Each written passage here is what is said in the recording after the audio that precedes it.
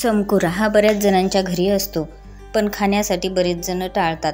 याची भाजी चरचर लागते, त्यासाठी बरेच जण करतही नाहीत आणि खातही नाहीत.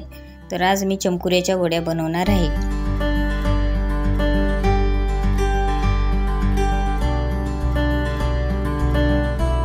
तर ह्या वड्या बिलकुल चरचर लागणार नाहीत आणि आवडीने लहान मुले सुद्धा खातील.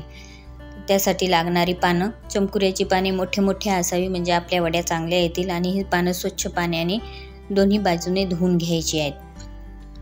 धुतल्यानंतर याचं थोडंसं पाणी सुकू द्यायचं आणि पाणी सुकल्यानंतर या वड्यांकरिता लागणारं मिश्रण आपण तयार करू. तर वड्याकरिता लागणारं बेसन आणि थोडासा कोथिंबीर बारीक चिरून घ्यायचं आहे. हळद, चटणी, मीठ चवीनुसार टाकायचं. लसणाच्या 3 ते 4 पाकळ्या घ्यायच्या आहे. लसणाच्या पाकळ्या चांगल्या बारीक चिरून घ्यायच्या किंवा लसूण बारीक वाटून घेतला तरी चालेल. थोडीशी जिरेपूड, हे सगळं मिश्रण बरोबर एकत्र करायचं आणि पाणी टाकून याचा घट्टसर गोळा बनवायचा आहे. आणि हे गोळा असा बनवायचा आहे की जास्त घट्टही नसावा किंवा जास्त पातळही नसावा, आपल्या पानाला व्यवस्थित लागला गेला पाहिजे. आणि थोडंसं हाताला पाणी लावून हे पानावर थापून घ्यायचं असं बेसनाचं आणि त्याचे गोल तयार करून घ्यायचे पानाचे. तर या प्रकारे मी सगळे गोल करून घेते आणि हे गोल आता आपल्याला वाफवायला ठेवायचे आहेत.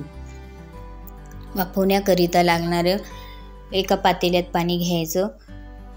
पाणी अर्ध्या पातेल्याच्या वर असावं आणि आपली पीठ चाळायची जी चाळणी असते, आपण दररोजच्या वापरामध्ये असते, ती चाळणी घेतली मी आणि ही चाळणी त्या पातेल्यावर ठेवायची. पाणी उकळलं की यामध्ये हे रोल केलेले पानं ठेवून द्यायचे आणि 10 ते 15 मिनिटं झाकून ठेवून त्याला चांगले शिजू द्यायचे. शिजल्यानंतर हे पानं काढून घ्यायचे आणि याच्या वड्या तयार करून घ्यायच्या. तर अशा प्रकारे हे वड्या खाण्यासाठी आपल्या तयार आहेत. तर तुम्ही करून बघा.